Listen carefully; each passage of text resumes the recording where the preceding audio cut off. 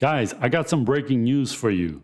Now that the media is done bending over backwards to make Sam Bankman Fried look like just some confused kid that made a few innocent accounting mistakes, it looks like the silence from the US Justice Department was just too deafening, and they had to do something to pretend that we still have a rule of law in the US. So, SBF has been arrested in the Bahamas and will be extradited to stand charges in the US for the FTX implosion. Now, if you don't know, there are two different procedures on how to arrest wanted criminals depending on how much stolen money you donated to the right politicians. This is how you get arrested if you did not donate anything, or worse, donated to the wrong politicians.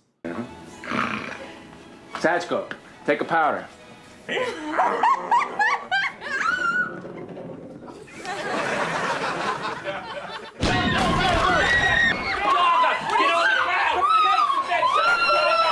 Shut that fucking shotgun!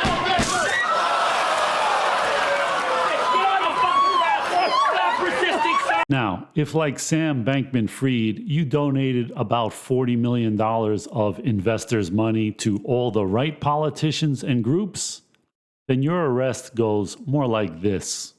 I've got a warrant here for your arrest. A warrant? Charges cocaine trafficking, and I'm afraid I don't know how to handle it. I'll come in and turn myself in around Thursday, okay? Is 1 o'clock good for you? Oh, no, that's no good for me. I got some trim coming at 12. I'll turn myself in, say, between 2 and 6. Thank you so very much for your help, and again, I'm sorry for the inconvenience. So let's take a look at what the charges are and the latest info on how SBF possibly started the whole crypto meltdown and the secret money he paid to a crypto media site to write positive things about FTX. And if you stay till the end of this video, I will show you a simple, funny video that explains the game plan all of these scams use to sucker people in. So here the article says SBF is charged with wire fraud, securities fraud, and money laundering.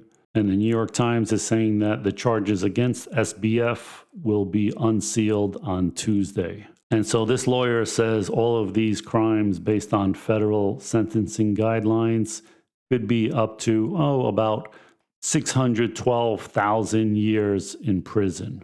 And it does seem that Carol Ellison will probably be testifying against him to get some kind of deal with the prosecution.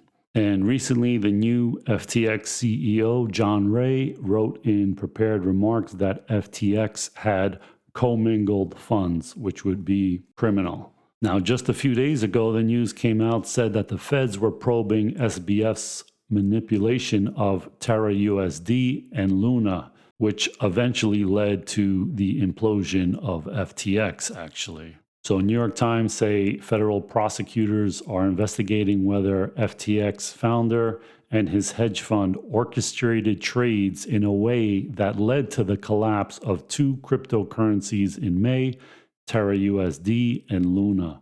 So TerraUSD, the so-called stable coin, maintained its value from a second coin called Luna through a complex set of algorithms. So when the price of Terra fell, the supply of Luna would increase as traders created more Luna to try to capitalize on the difference.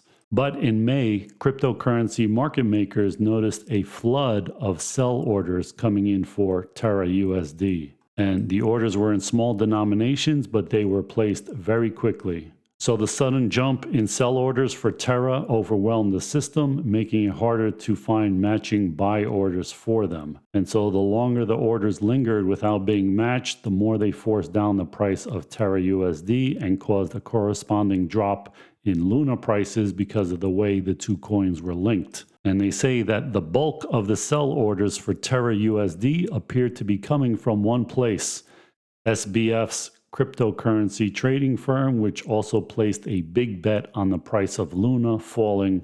So Zero Hedge is speculating that in early February, when pressure was to the downside for Luna, there was actually a positive reaction to the FTX token FTT, So did SBF and his girlfriend think that they could try to pressure Luna lower to make FTT go higher? So this is what they're talking about. Luna is in brown. This blue line is the FTX token FTT, and the red line is TerraUSD. And in February, when Luna went down, the FTT token actually went up as maybe some kind of flight to safety or something like that. So then Luna had recovered after that. And then in May is when these sell orders from FTX came in to Luna. And not only did it crash Luna and TerraUSD, but it also was the beginning of the end for FTT token. So if the trade went how he expected, the price declines in Luna could have yielded a fat profit. Instead, the bottom fell out on the entire TerraUSD/Luna ecosystem. And not only that, the CEO of Binance CZ accused SBF of trying to destabilize Tether on the eve of the FTX collapse. So CZ texted SBF, stop trying to depeg stablecoins and stop doing anything. Stop now. Don't cause more damage. And they say that Alameda was trying to push down the price of Tether and drag other cryptocurrencies with it. Why would they do that? Because their liabilities were in other cryptocurrencies. So if they can crash them down, then their liabilities will be maybe possibly lower than their assets. So they won't be insolvent. So they say industry players believe Alameda was trying to lower its liabilities, much of which are denominated in volatile tokens whose value would have shrunk in the event of a broad market collapse. And the blockchain data show Alameda borrowed more than 1 million Tether on November 10th, including one transaction for 250,000 Tether that caught traders' attention on social media. It said it appeared they tried to swap some of that Tether for rival stablecoin USDC, sparking concerns that Alameda was trying to drive down Tether's value. And SBF said trades of that size would not make a material impact on Tether's pricing. And to my knowledge, neither myself nor Alameda has ever attempted to intentionally depeg Tether or any other stable coins. I have made a number of mistakes over the past year, but this is not one of them. Again, with the old, oh, I just made some mistakes. I didn't do anything illegal. I'm just a dumb guy that doesn't know accounting or something. But if that wasn't enough, SBF secretly funneled millions of dollars to crypto outlet The Block. So all these media companies that you think are impartial, a lot of them are taking a lot of money from people that want positive reporting on them, including Bill Gates, who gave about $319 million to a lot of mainstream media, like NPR, The Guardian, Der Spiegel, Univision, NBC Universal, Le Monde, BBC, CNN, etc., etc. It's been reported that SBF gave millions in under-the-table loans to crypto news publication The Block.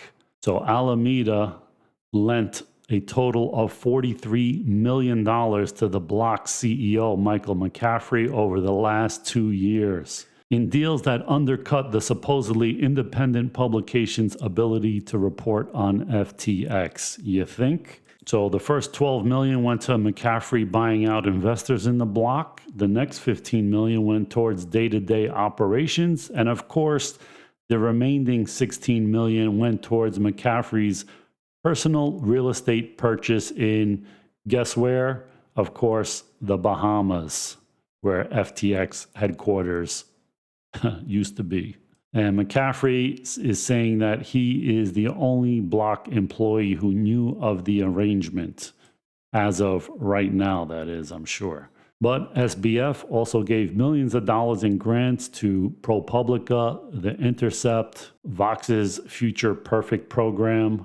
And of course, SBF didn't stop at giving money just to the media. He also gave a huge amount, second only to the guy with the initials GS that you can't say on YouTube. So he gave about $40 million in the 2022 election cycle.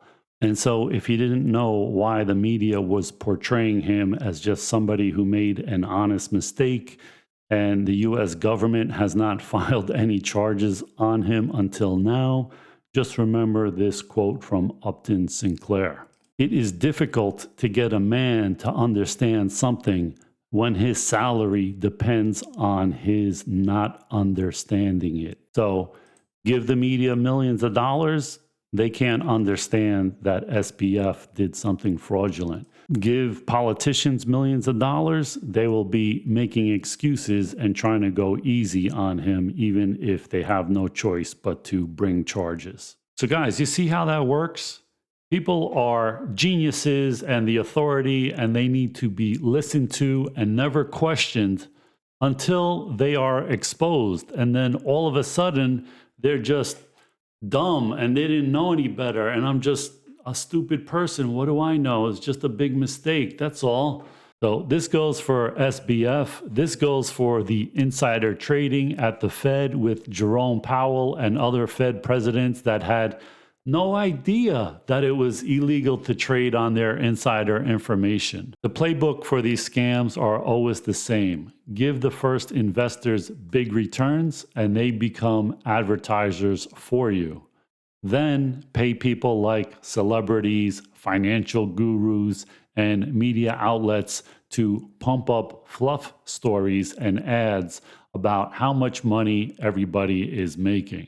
Then, when there is no new money coming in, it all collapses, but that is the point where people trust it so much that they have put most or all of their money in this surefire, get-rich-quick scheme. Here's a short video of how it works.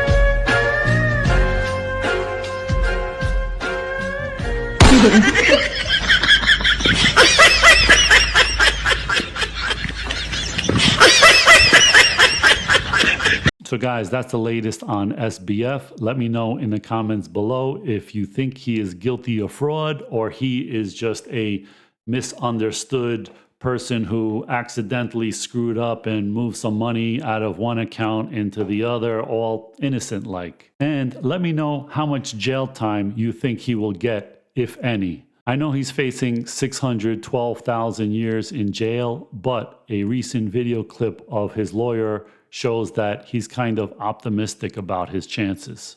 Virgil Starkwell is tried on 52 counts of robbery and is sentenced to 800 years in federal prison.